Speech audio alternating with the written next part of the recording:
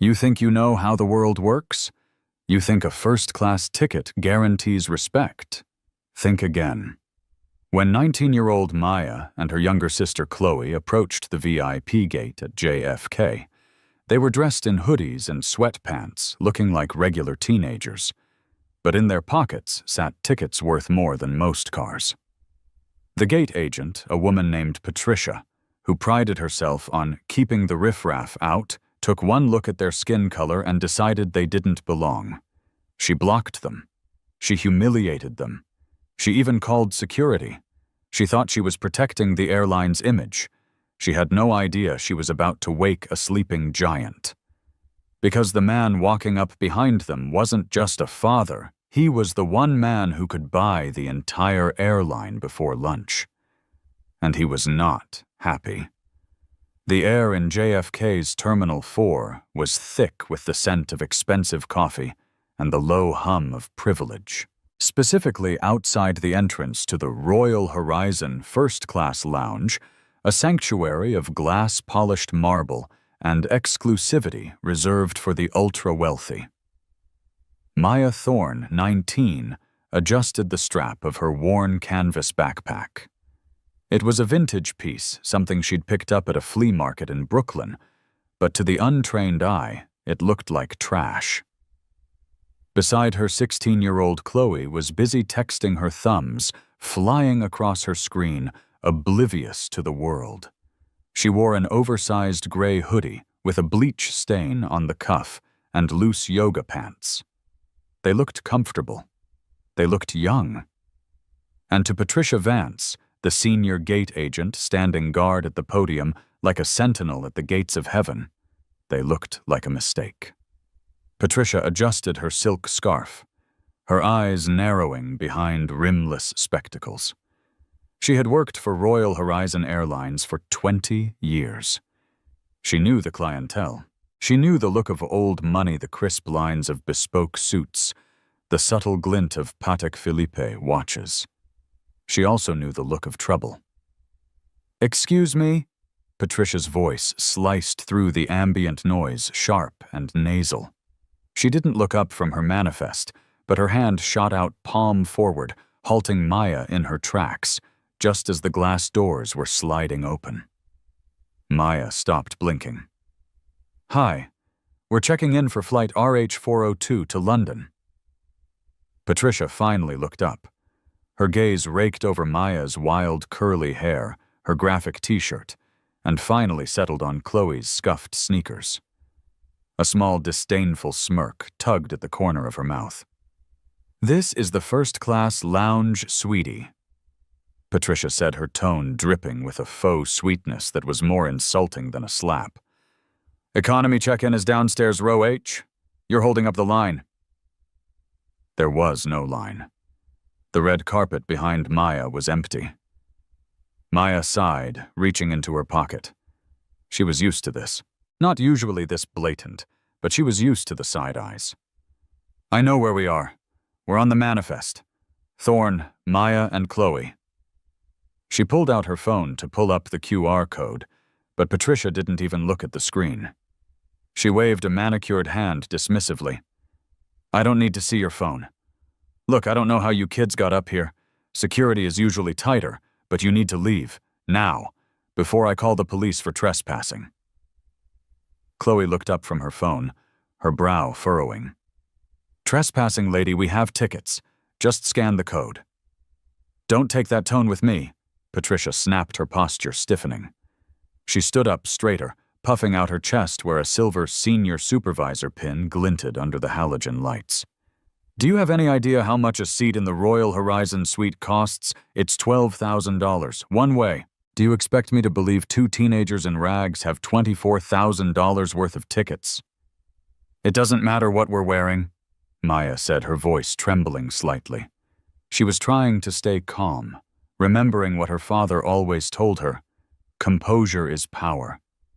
Lose your temper, and you lose the room. Scan the boarding pass. If it's invalid, we'll leave. But if you don't scan it, you're denying us service without cause." Patricia laughed. It was a dry, brittle sound. "'Cause I have plenty of cause. It's called soliciting. We get it all the time. Kids trying to sneak in to steal snacks or meet celebrities. Not on my watch. I protect the integrity of this lounge for our valued members. Now turn around, walk away, and go find your Spirit Airlines gate." Behind them, a man in a charcoal suit cleared his throat. He was wheeling a Toomey suitcase and looked impatient. Patricia's face instantly transformed. The sneer vanished, replaced by a beaming, obsequious smile. "Oh, Mr. Henderson, so wonderful to see you again. Please forgive the obstruction. Just some confused children lost in the terminal." She stepped aside to let Mr. Henderson pass. He glanced at Maya and Chloe with a look of mild annoyance, clutching his platinum status card, and brushed past them without a word. "See?" Patricia hissed once he was inside. "That is a first-class passenger. You are loitering." Maya stepped forward, her jaw set. She held her phone out, screen bright, directly in front of Patricia's face. "Scan the ticket." Patricia slapped the hand away. The sound was loud, a sharp smack of skin on skin. Maya's phone skittered across the marble floor, sliding 10 feet away. The lobby went silent. "You assaulted me," Maya whispered, shock widening her eyes. "I removed a threat from my personal space," Patricia countered, though her face had gone slightly pale. She reached for the landline on her podium. "That's it. I'm calling airport police. You're going to jail for assault and attempted fraud." Chloe ran to grab the phone, checking it for cracks. "You're crazy. We didn't do anything." "Security," Patricia yelled, her voice echoing down the corridor. "Security to the VIP lounge. I have 2 unruly passengers refusing to vacate." The scene descended into chaos rapidly. Because it was an airport, tension was already high, and within seconds people began to stop. Not just the wealthy travelers trying to enter the lounge, but passers-by in the main concourse who could see the commotion through the glass barriers. Phones came out. The universal signal of modern justice. "I didn't touch you," Maya cried out, her hands raised in a defensive posture. "You hit my hand. You knocked my phone out." "Liar!" Patricia screamed, playing to the gathering audience. She pointed a shaking finger at the 2 girls.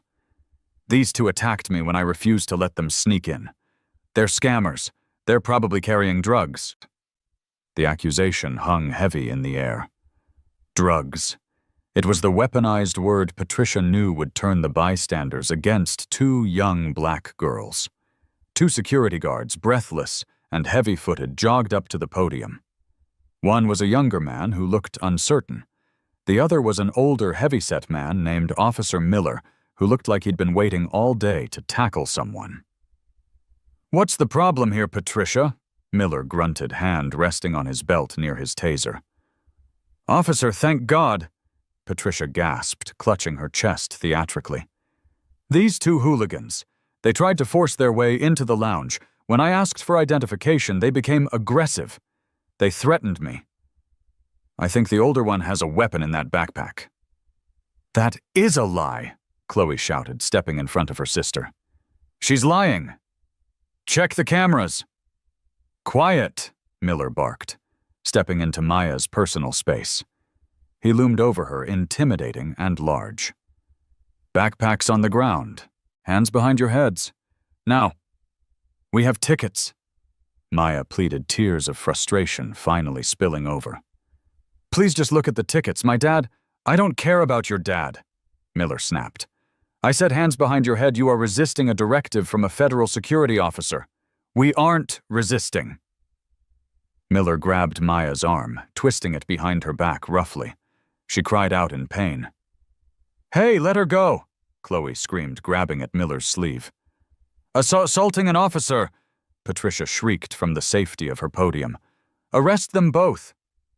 The younger guard grabbed Chloe, though he looked apologetic. "Miss, please, just stop struggling," he whispered. "It's making it worse." "Get off me," Chloe struggled.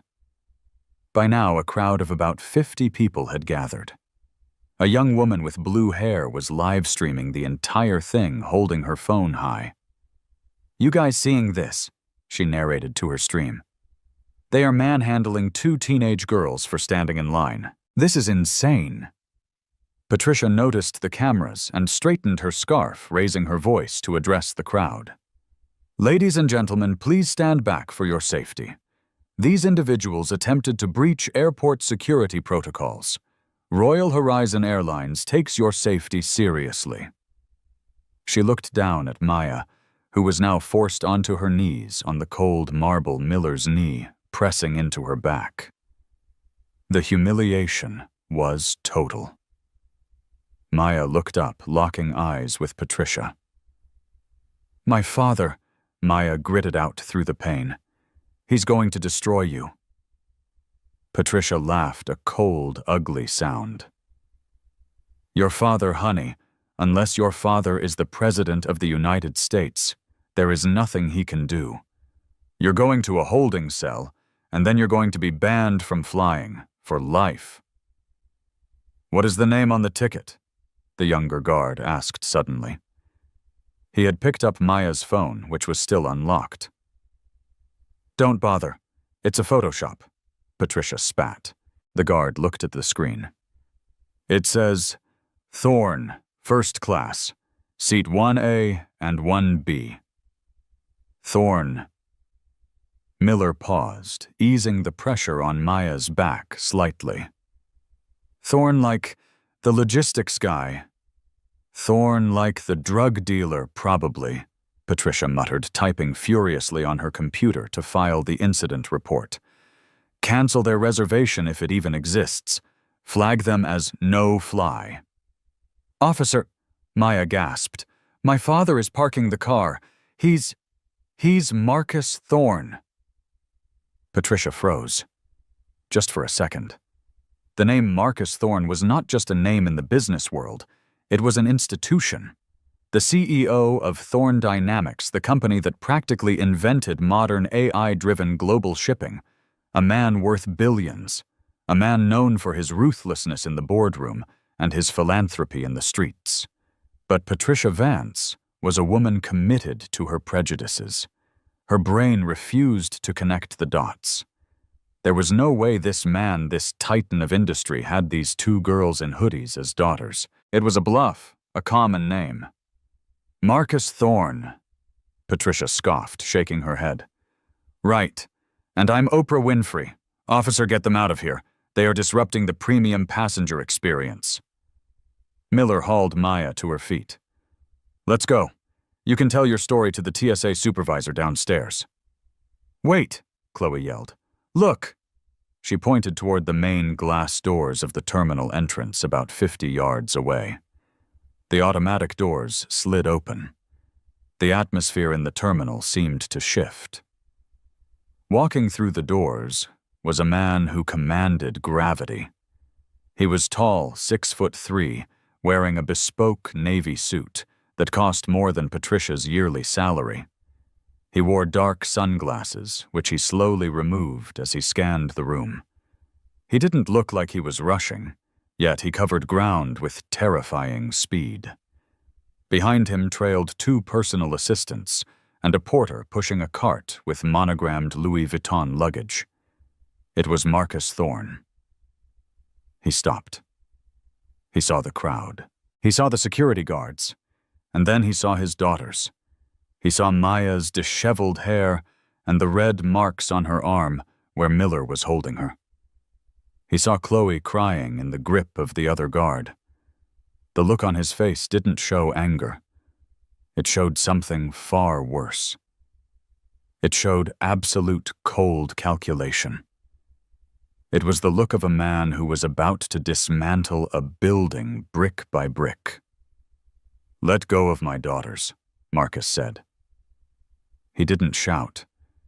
He didn't have to. His voice was a deep baritone that cut through the noise of the terminal like a knife through water. Patricia Vance looked up. Her mouth opened, but no sound came out. Miller, recognizing the man from the cover of Forbes magazine he'd seen at the newsstand 10 minutes ago, immediately released Maya's arm as if it were burning hot. "Daddy!" Chloe broke free and ran to him, burying her face in his suit jacket. Marcus wrapped one arm around her, his eyes never leaving Patricia's face. He walked forward step by step, the crowd parting for him like the Red Sea. He stopped right at the podium. He towered over Patricia. "I believe," Marcus said, his voice terrifyingly calm, "there has been a misunderstanding, or perhaps a mistake." Patricia swallowed hard. Her throat clicked. "Sir, Mr. Thorne, we didn't know. You didn't know." Marcus tilted his head. He looked at Maya, who was rubbing her sore wrist. "Did you ask for their names?" Patricia stammered. They didn't look like first-class passengers, sir. We have a dress code. Guidelines." "Guidelines," Marcus repeated. He reached into his inner pocket. Miller flinched, hand going to his taser before realizing how stupid that was. Marcus pulled out a black card. It wasn't plastic. It was made of anodized titanium, the Royal Horizon Chairman's Circle card. There were only 50 of them in existence. He placed it gently on Patricia's podium. It made a heavy clink sound. "Scan it," Marcus whispered. Patricia's hands shook so badly she dropped the scanner twice before managing to aim the laser. Beep. The screen flashed green. "Welcome, Mr. Thorne. Status Global VIP. Companions 2. Now," Marcus said, leaning in close, his voice dropping to a register that only Patricia could hear, but the silence in the room made it audible to everyone nearby. "You put your hands on my children. You humiliated them. You accused them of being criminals because they wore comfort clothes on a 14-hour flight." "I was doing my job," Patricia squeaked, tears pricking her eyes. "I was protecting the lounge." "You weren't protecting the lounge," Marcus said. "You were protecting your ego." He turned to the crowd, then to Officer Miller. "I want the police here. The real police, not airport security. I am filing charges for assault against this employee and unlawful detainment against you, officer." Miller paled. "Mr. Thorne, I was acting on the information given by the airline staff." "We'll let the lawyers sort that out," Marcus said dismissively. He turned back to Patricia. "And get your manager, now." Mr. Sterling is in a meeting," Patricia stammered. "Drag him out of it," Marcus said, "or I will buy this airport and evict him." As if summoned by the sheer force of the threat, the heavy oak door behind the check-in desk flew open. A man with slicked-back hair and a smile that looked pasted on hurried out. It was Greg Sterling, the station manager. He had clearly been watching on the security monitors and was sweating profusely. "Mr. Thorne! Mr. Thorne!" Sterling came rushing out, arms wide, ignoring Patricia entirely. "My deepest apologies. I just saw the footage. Horrible. Absolutely unacceptable." He turned to Patricia, his face twisting into fury. "Vance, what have you done?" Patricia shrank back. "Greg, they looked like—" "Shut up," Sterling hissed. He turned back to Marcus. "Sir, please come into the private suite. Let me make this right. Champagne truffles. We can upgrade the entire party to the residence suites." Marcus didn't move. He stared at Sterling. "Greg," Marcus said, "we've met before. The charity gala in London last year." Yes, exactly." Sterling nodded vigorously, hoping this connection would save him. "You told me then that your airline values dignity above all," Marcus said. He gestured to Maya, who was wiping her eyes. "Is this dignity?" "No, sir, it is not." "Then an upgrade won't fix it," Marcus said. "I don't want champagne, Greg. I want justice, and I want everyone here to see it." Marcus turned to the crowd, raising his voice so the live streamers could hear. This woman decided my daughters weren't worthy based on a glance. How many others has she done this to? How many people missed flights, missed weddings, missed funerals, because Patricia Vance didn't like their shoes or their skin? A murmur of agreement rippled through the crowd. Someone shouted, "She did it to my cousin last week." Sterling looked around, panic setting in. The PR nightmare was unfolding in real time. "Mr. Thorne, we will handle this internally, I assure you." "No," Marcus cut him off. "You'll handle it now, or I make a phone call." A phone call?" Sterling asked nervously. "To Sir Richard," Marcus said casually. Sterling froze. Sir Richard was the owner of the parent company that owned Royal Horizon. He was a man who fired executives for bad coffee, let alone viral racial profiling incidents. "Please," Sterling whispered. "Anything but that." "Then show me," Marcus said. "Show me how much you value dignity." Sterling turned to Patricia. The silence was deafening. Patricia looked at her boss, pleading with her eyes. She had worked there for 20 years. "Patricia." Sterling said, his voice cold and devoid of sympathy. "Give me your badge." The air in the terminal seemed to have been sucked out of the room. The only sound was the low electric hum of the departure screens and the distant murmur of the crowd that had swelled to hundreds. They were pressing against the velvet ropes, phones held high, recording the fall of the gatekeeper. Patricia Vance stared at her manager, Greg Sterling. Her face was a mask of disbelief, her foundation cracking along the lines of her expression. "Greg," she whispered, her voice trembling. "You can't be serious. I have 20 years of tenure. I have a pension. You can't fire me for enforcing the rules." "You didn't enforce rules, Patricia." Sterling hissed, his voice low, but loud enough for Marcus Thorne to hear. He was performing now, trying to save his own skin. "You enforced bias. You profiled the children of our most important client. Hand over the badge. Hand over. Now." Patricia looked at Marcus. For a brief second, she thought about begging. She thought about falling to her knees and pleading for mercy from the man whose daughters she had just treated like criminals. But as she looked into Marcus Thorne's eyes behind those dark sunglasses, she saw nothing but a frozen tundra. There was no mercy there. Only consequences. With shaking hands, she unpinned the silver senior supervisor badge from her blazer. It left 2 small holes in the silk fabric, like a vampire bite. She placed it on the podium next to the black titanium card she had refused to believe was real. "This isn't over," Patricia spat, a flash of her old arrogance returning as a defense mechanism.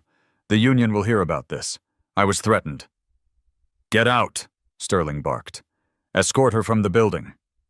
Officer Miller, the security guard who had twisted Maya's arm only minutes before, saw the tide turning. Desperate to distance himself from the sinking ship, he stepped forward and grabbed Patricia's arm, ironically, the exact same way he had grabbed Maya. "Let's go, Ms. Vance," Miller grunted. "Don't touch me," Patricia shrieked as she was led away. As she was marched past the line of passengers she had tormented for years, a strange thing happened. It started with a slow clap from the back, then a whistle, then a roar. The crowd wasn't just watching. They were cheering. "By Karen," someone shouted. "Don't let the automatic door hit you," another yelled. Maya stood by her father's side, rubbing her wrist. She didn't cheer. She just watched, feeling a mix of vindication and hollowness. It was justice, yes, but the humiliation still burned on her skin. Marcus placed a heavy, comforting hand on her shoulder. "Are you all right?" Maya looked up at him. "Everyone is looking at us, Dad." Let them look, Marcus said softly, but with steel in his tone. Let them see that we do not bow down. We do not shrink. Now let's go get the service you deserve. Sterling was practically bowing as he ushered them toward the glass doors. Mr. Thorne, please. I have already called ahead to the flight crew. Captain Reynolds has been briefed. We have held the plane for you. The entire first-class cabin has been cleared of other passengers to give you privacy. Cleared? Chloe asked, wiping her nose. You kicked other people off. We reaccommodated them, Sterling said with a nervous smile. Please, right this way. They walked through the gate down the jet bridge. The transition was immediate. The noise of the terminal faded, replaced by the hushed, pressurized silence of the aircraft. But as they stepped onto the plane, Marcus felt a prickle on the back of his neck. He knew business. He knew people. And he knew that getting rid of one bad apple like Patricia rarely fixed the rot in the barrel. The interior of the Royal Horizon Boeing 777 was a palace. The first-class suites were not just seats. They were enclosed pods with sliding doors, lie-flat beds, and massive 4K screens. The lighting was a soft, calming violet. A flight attendant named Sarah Young, and looking terrified, stood at the entrance with a tray of hot towels. Her hands were shaking. Word had clearly traveled fast. The man in 1A just got the senior gate agent fired and almost got the police arrested. Mr. Thorne, Sarah breathed, forcing a smile. Welcome aboard. We are so honored to have you. Thank you, Marcus said, his voice calm. He guided Maya to seat 1A and Chloe to 1B, taking 1E across the aisle for himself. Maya sank into the leather seat. It was soft, smelling of expensive conditioner. She pulled her knees up to her chest, curling into a ball. The luxury felt like a cage. She kept checking her phone, seeing the notifications blow up. The video of the incident was already trending on Twitter. Royal Horizon. Racist was the #1 topic in the U.S. I just want to go home, Maya whispered to Chloe through the partition. We are going to London for Dad's meeting, Chloe said, trying to sound brave, though her voice wavered. It's going to be cool. We'll go shopping. Marcus sat down and accepted a glass of sparkling water. He didn't relax. He kept his eyes on the cockpit door. Just then, the cockpit door opened. Captain Bill Reynolds stepped out. Reynolds was a man cut from the old cloth of aviation. Silver hair, a jaw like a block of granite, and 4 gold stripes on his shoulders that he wore like a general's stars. He didn't look like a customer service representative. He looked like a man who believed he was God when the wheels left the ground. And he looked angry. He didn't greet Marcus. He walked straight to seat 1E and stood there, looking down. He held a clipboard against his chest. Mr. Thorne, Reynolds said. His voice was gravelly and lacked any warmth. Captain, Marcus replied, not looking up from his phone. I've just had a very distressing call from the gate, Reynolds said.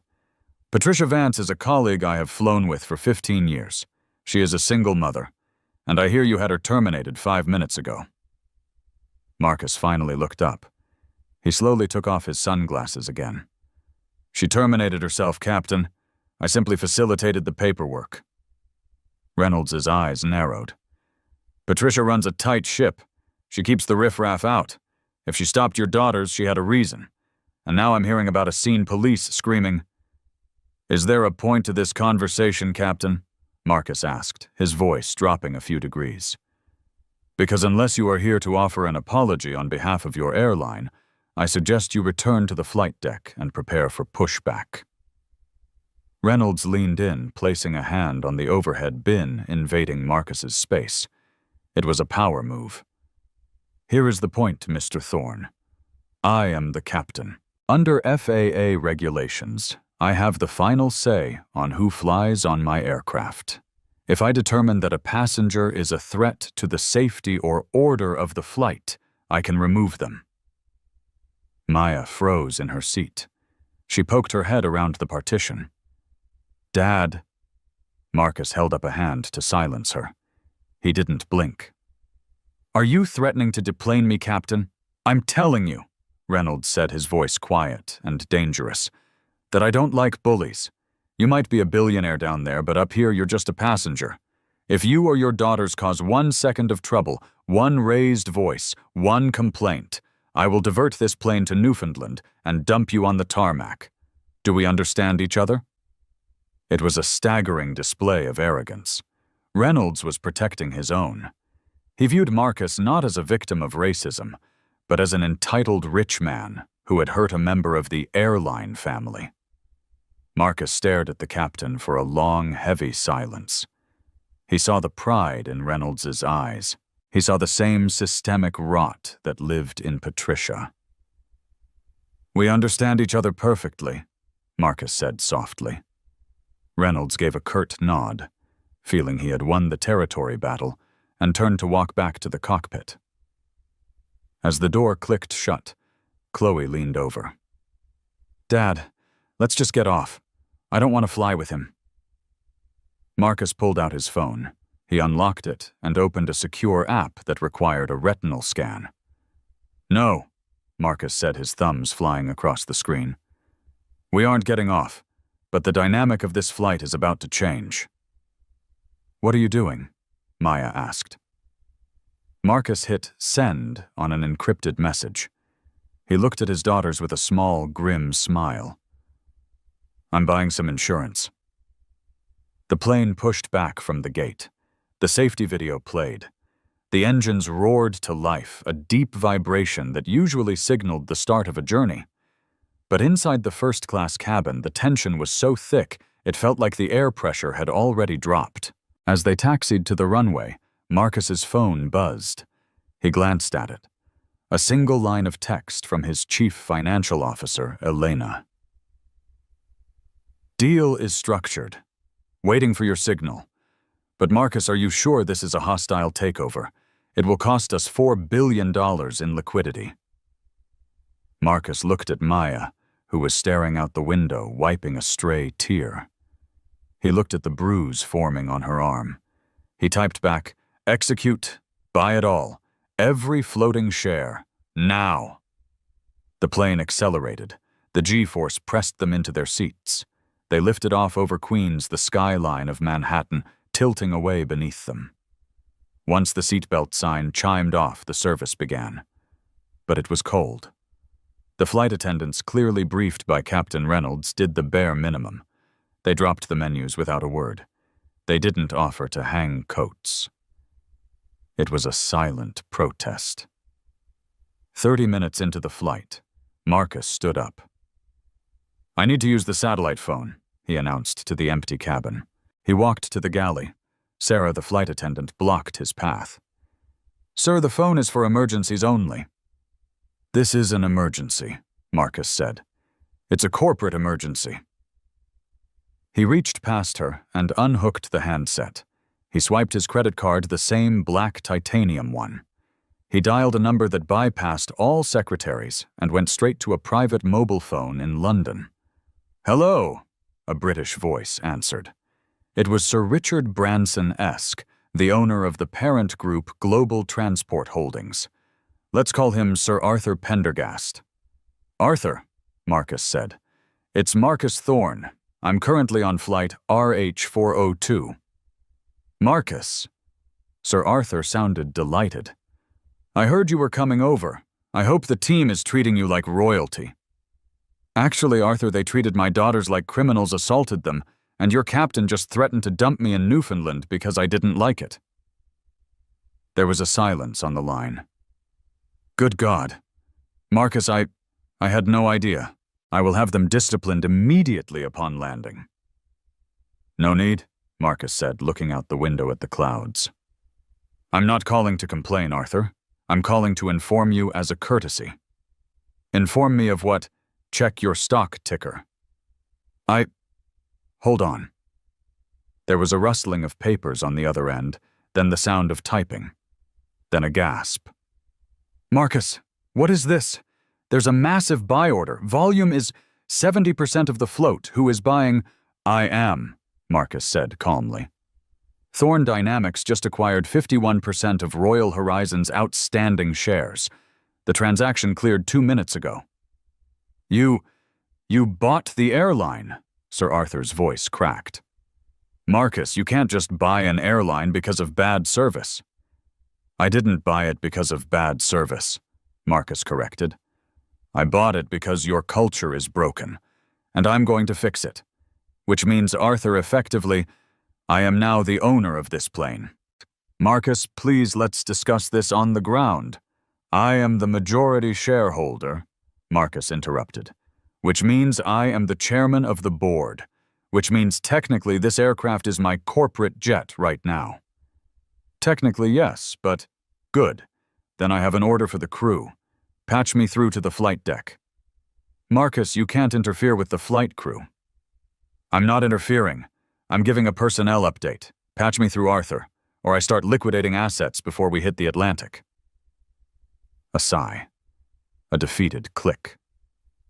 Then a few seconds later, the interphone in the galley beeped. Sarah picked it up, looking terrified. Captain, it's for Mr. Thorne, from headquarters. She handed the phone to Marcus. This is Reynolds, the captain's voice barked. Who is this captain? Marcus said, his voice smooth as silk. This is Marcus Thorne. I'm sitting in 1E. I told you to sit down, Thorne, Reynolds snapped. Why am I getting a patch from HQ? Because, Marcus said, enjoying the moment I just bought the airline. Excuse me, I own it. Royal Horizon. I own the majority share. The notification should be hitting your ACARS system right about now. In the cockpit, the thermal printer between the pilots began to chug. Reynolds ripped the paper off. It was a high-priority message from the operations center. Notice to all crew ownership change effective immediately. Thorn Dynamics acquires controlling interest. Chairman Marcus Thorne is on board Flight 402. VIP Protocol Alpha. Reynolds stared at the paper. His face went gray. The control stick felt slippery in his hands. You're lying, Reynolds whispered. Read the message, Captain, Marcus said into the handset. Now here is the situation. You threatened to divert my plane. I am overruling that. We are continuing to London. However, upon arrival, there will be a new flight crew waiting to take this bird back to New York. Because you, Captain Reynolds, are relieved of duty pending an investigation into your conduct. You can't do that, Reynolds sputtered. I have a union contract. I'll buy the union too, if I have to, Marcus said, his voice turning cold. Now turn on the seatbelt sign. It's going to be a bumpy ride for you. And tell your flight attendants to bring my daughters the dessert menu, the full menu. Marcus hung up the phone. He turned to Sarah, who was pressed against the galley wall, eyes wide as saucers. She had heard everything. Sarah, isn't it? Marcus asked gently. Yes, sir. Sarah, my daughter Chloe would like a hot chocolate, extra whipped cream, and Maya would like some noise-canceling headphones that actually work. Can you handle that? Yes, right away, Mr. Thorne, right away. Sarah scrambled to the cabinets. Marcus walked back to his seat. The plane was smooth, the engines hummed, but the dynamic had shifted. He wasn't just a passenger anymore. He was the boss. But as he sat down looking at Maya's profile, he knew the real fight wasn't the money. It was the principle. And the twist was about to get even darker. Because Captain Reynolds wasn't just going to take this lying down. Reynolds had one card left to play a card that involved the law of the sky, where the captain, not the owner, was the supreme authority. Reynolds picked up his radio in the cockpit. He wasn't calling the company. He was calling air traffic control. "Center, this is Royal Horizon 402, Reynolds said, his voice shaking with suppressed rage. "We have a security situation on board.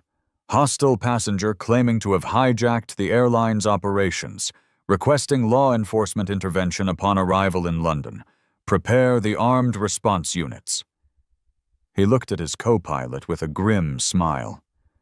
Let's see his billions save him from a SWAT team. The remainder of the flight was a surreal study in tension. While the flight attendants, terrified for their jobs, brought endless streams of hot chocolate caviar and warm cookies to Maya and Chloe, the cockpit remained a sealed fortress of silence.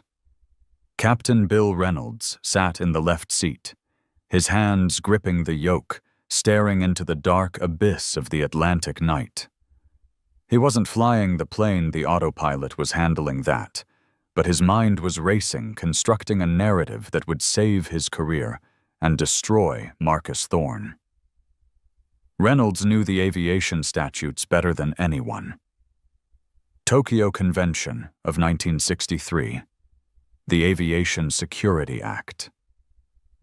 These laws gave the pilot in command absolute authority to suppress acts of interference. By claiming Marcus was hostile and interfering with the crew, Reynolds was betting that the law would side with safety over ownership. He convinced himself he was the hero. He was protecting the sanctity of the cockpit from a billionaire tyrant as the sun began to bleed a pale gray light over the horizon, signaling their approach to the United Kingdom. Reynolds keyed the mic for the approach briefing. His voice was steady, devoid of the panic he had shown earlier. "Ladies and gentlemen, we are beginning our descent into London Heathrow. The weather is overcast, typical London morning. We expect to be on the ground in 20 minutes. He didn't mention the welcoming committee. In the cabin, Marcus Thorne was not sleeping. He had spent the last 5 hours on his laptop communicating via encrypted satellite link with his legal team in New York and London. He had drafted press releases, prepared lawsuits, and restructured the airline's board of directors mid-flight. But he sensed something was wrong. The flight path on the map screen had shifted. They weren't heading for Terminal 5, the usual home of Royal Horizon. They were being vectored toward the northern perimeter, the cargo and remote holding area. "Dad," Maya whispered, pulling her headphones off. "Why are we flying so low? The map says we're going the wrong way." Marcus closed his laptop slowly. He looked out the window. He saw the flashing blue lights on the tarmac far below. Dozens of them. "Pack your bags," Marcus said quietly. "Everything. Now." "Why, what's happening?" Chloe asked, sensing the shift in her father's mood. "Because," Marcus said, his jaw tightening, "the captain is trying to play God." The landing was rough. Reynolds slammed the heavy Boeing 777 onto the tarmac with unnecessary force, a final act of aggression. The reverse thrusters roared, shaking the cabin. Instead of taxiing to a gate with a jet bridge, the plane turned sharply onto a remote taxiway far from the terminal buildings. The plane came to a halt in an isolated concrete bay surrounded by high fences.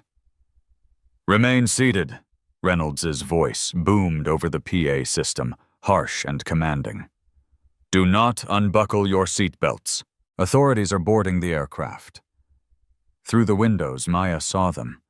Black vans, armored vehicles, men in tactical gear swarming the tarmac. It was the SCO-19, the Specialist Firearms Command of the London Metropolitan Police. They weren't airport security. They were counterterrorism. "Oh my God," Maya hyperventilated. "Dad, they have guns. They have machine guns." "Stay calm," Marcus ordered. He stood up, buttoning his suit jacket. "Do not move. Do not speak unless I tell you to." The front left door of the plane was thrown open. The cold morning air rushed in. "Police, armed police, stay in your seats. Hands where we can see them."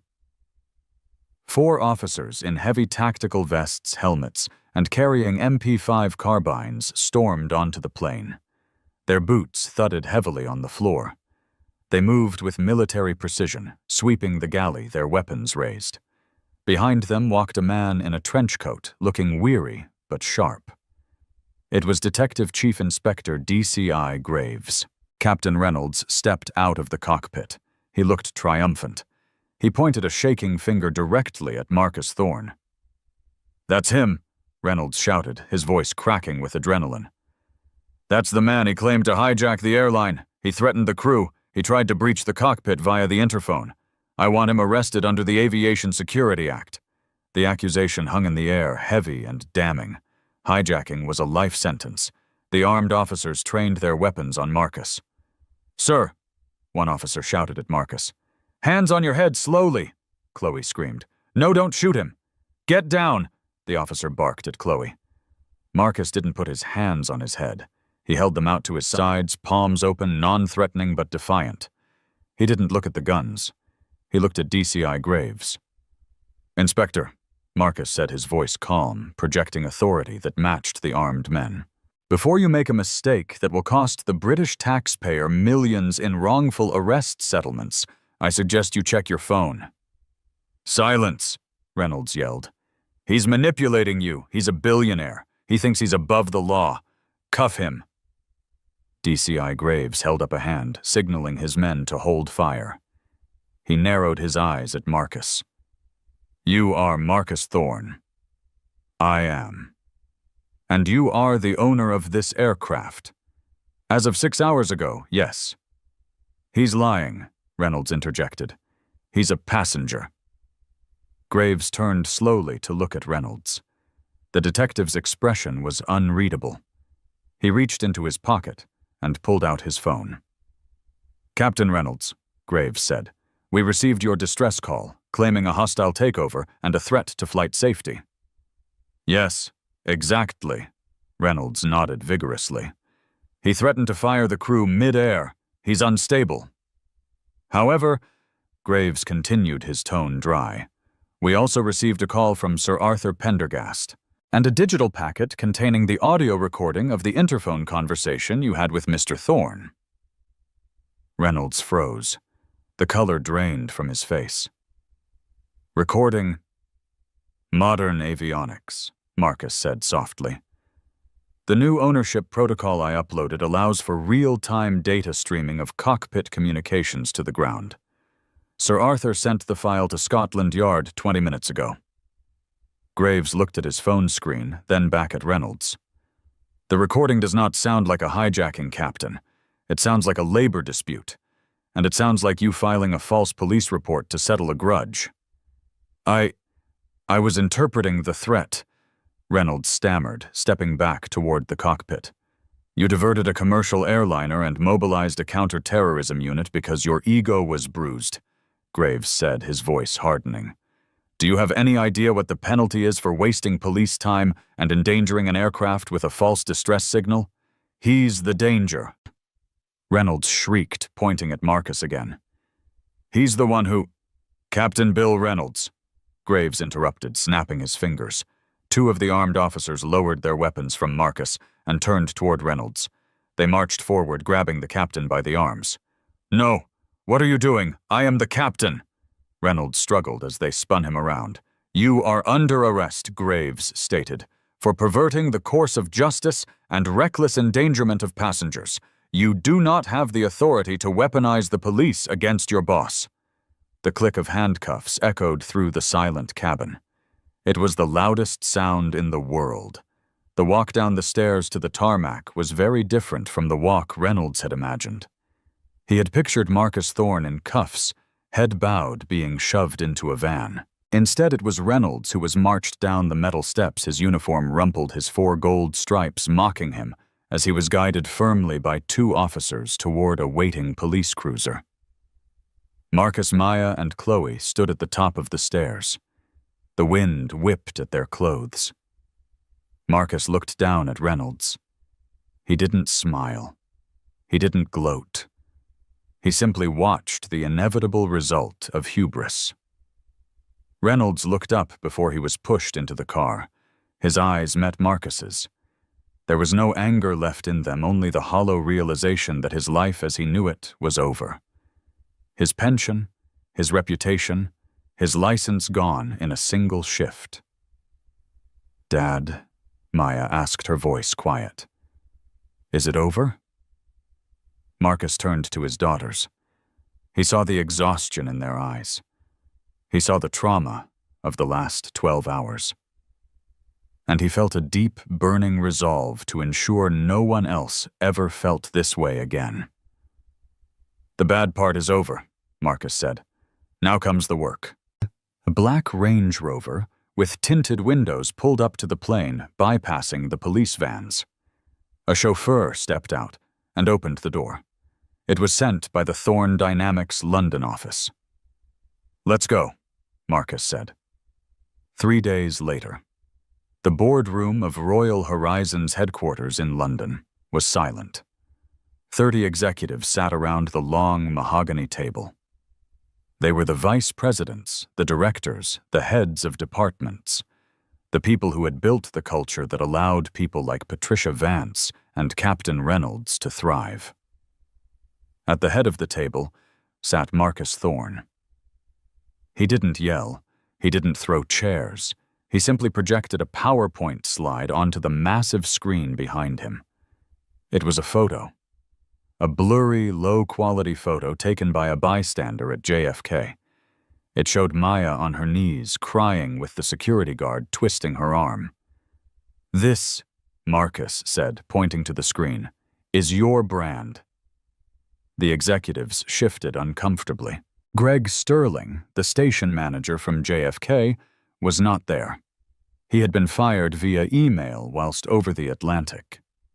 "I bought this airline," Marcus continued, "not because I wanted an airline, but because I realized that if this could happen to my daughters, who have every resource in the world, imagine what happens to the single mother in economy.